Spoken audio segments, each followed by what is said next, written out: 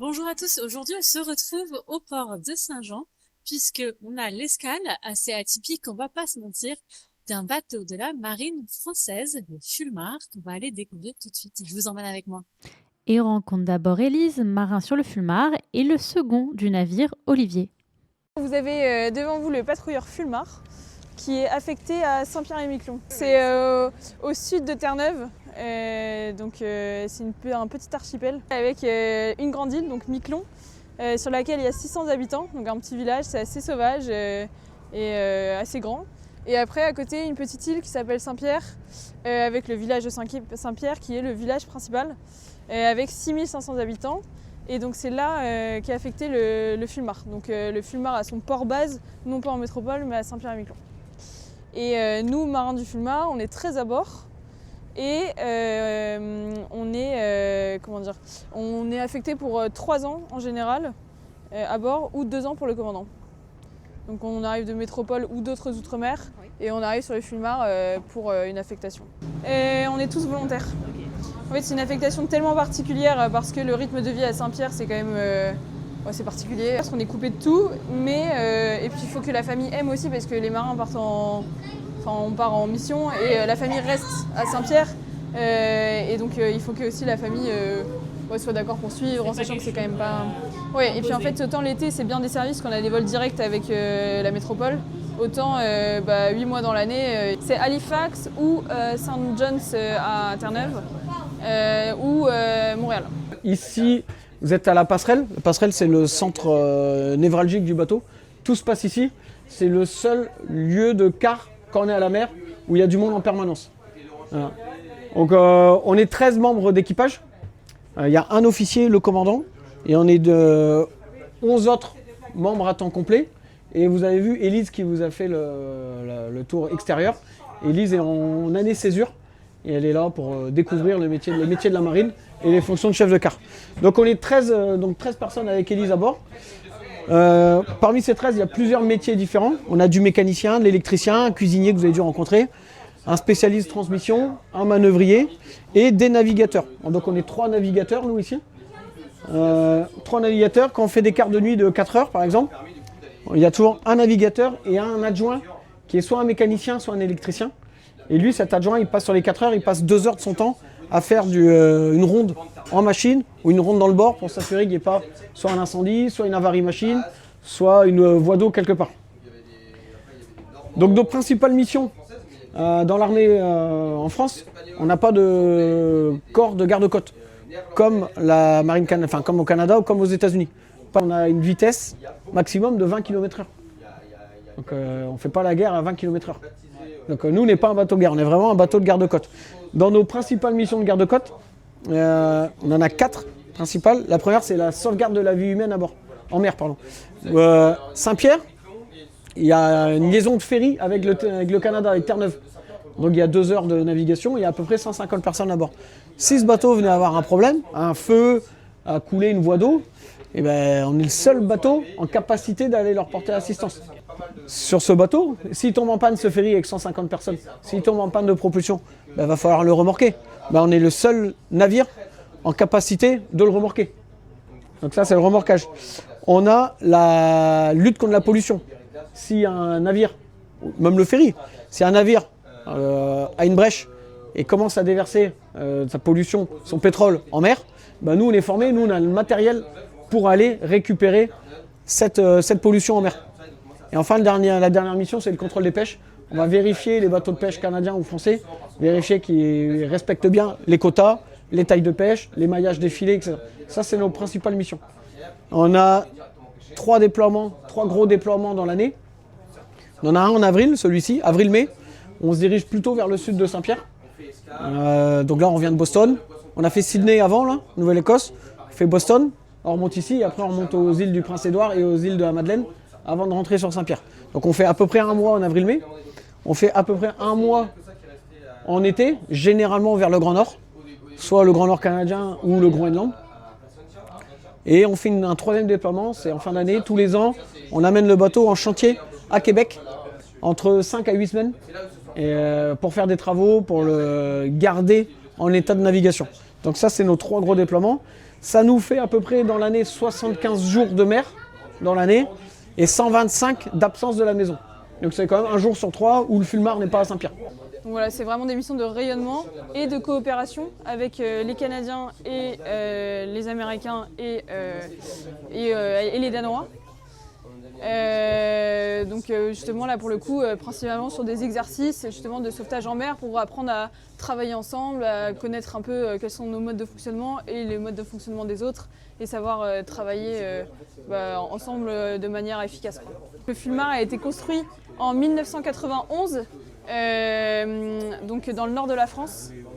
Et c'était anciennement un bateau de pêche, c'est pour ça qu'il a cette forme un peu particulière que vous avez peut-être reconnue d'un bateau de pêche. Après, il a été racheté en 1995 par la Gendarmerie nationale et affecté donc à Saint-Pierre-et-Miquelon. Puis dans les années 2000 par la Marine, qui du coup a récupéré le bateau et donc tout avait été réaménagé, mais on garde quand même cette passerelle qui est authentique, quoi. Pour la partie navigation, ici vous connaissez tous votre GPS dans la voiture. Nous on navigue maintenant aussi sur carte électronique. Là je vous ai mis par exemple, ça c'est la route qu'on va suivre pour samedi matin pour descendre à Annapolis. Donc c'est exactement la même chose que sur votre route en voiture. Donc nous on a nos cartes marines, on a toutes les cartes aussi en papier parce qu'on ne sait jamais, ça peut tomber en panne. Ça peut tomber en panne électrique, on peut avoir une carte qui crame. Donc on peut basculer à tout moment sur carte papier. À la base de la navigation, nous on est formés pour naviguer sans ça. Nous on sait naviguer sans ça, on sait naviguer sur carte et à l'optique. Ça c'est une aide à la navigation, faut vivre avec son temps, c'est moderne, c'est agréable. Donc on utilise ça. Ça ce sont des radars. Et en fait les radars du coup ça va émettre, c'est une antenne qui tourne sur le toit, ça émet une impulsion électromagnétique, ça part sur 360 degrés et quand ça rencontre un obstacle, un rocher, la terre, un phare, un bateau, l'onde fait retour vers nous et ça nous affiche des traces sur nos écrans. Et il y a un calculateur à l'intérieur, le calculateur va nous donner la route, la vitesse et la distance de ce bateau par rapport à nous. Donc c'est une aide à la navigation. En plein jour on peut naviguer à l'optique, mais de nuit ou par brouillard, le radar est quand même une aide assez précieuse pour la navigation. Place désormais à une visite dans le navire. Bon écoutez, bienvenue donc au carré. Donc le carré c'est là où on prend nos repas. C'est là où on peut se divertir, on peut aussi se poser, on a notre télé avec Netflix et tout ce qui va bien. On a le droit de jouer aux jeux vidéo parfois quand on a du temps libre. Et puis là vous avez toutes les photos des anciens équipages du Fulmar. En fait chaque année on fait une photo un peu représentative de l'année. La nôtre est en cours de confection mais je pense qu'elle est pas mal. Et donc on a un cuisinier pour 13 membres d'équipage qui est quand même pas mal. Et qui nous fait tous nos repas. Lui, il est vraiment affecté en tant que cuisinier. Alors là, on a nos frigos et congélateurs qui nous permettent de tenir jusqu'à 3 semaines en mer. Donc là, la plage arrière, donc le chef de la plage, c'est notre référent des systèmes de communication. Et l'assistant de la plage, c'est le cuisinier.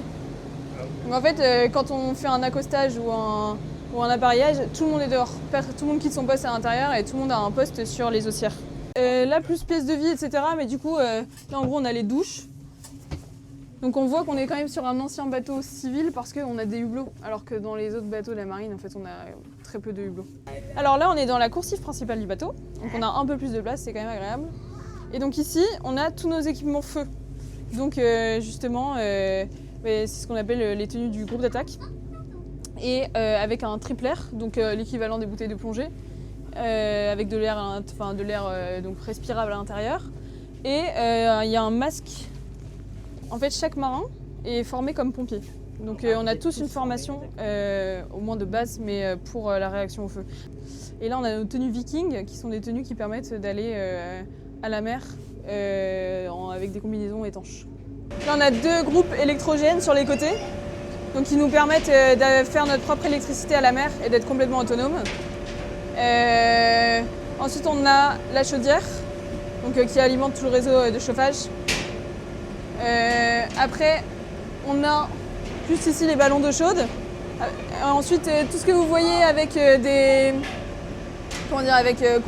coloré en violet, c'est les endroits où passe du carburant. On a encore le puits de déchargement du poisson. Donc c'est un grand puits qui a été isolé maintenant. Mais qui servait justement à passer toute la récolte de la pêche et les mettre dans les cales. Et alors là, ici, donc dernier local. Donc on a à la fois le local guindeau qui est donc avec notre encre. On a une encre classique et une encre de secours. Et ensuite, ici, on a justement toutes les tenues de nos plongeurs. On a 2 plongeurs à bord. Et donc ici, vous avez justement tous les équipements des plongeurs. Donc les plongeurs, ils plongent jusque 2 fois par semaine à Saint-Pierre-et-Miquelon pour pouvoir s'entraîner toute l'année. Ils plongent donc sur une eau qui peut aller jusqu'à -1 à peu près. Donc ils ont des combinaisons étanches avec des sous-combinaisons qui vont permettre de garder la chaleur. Et après, au niveau des missions des plongeurs, ça peut être à la fois des travaux sur la coque, ça peut être une visite de coque classique pour vérifier quelque chose.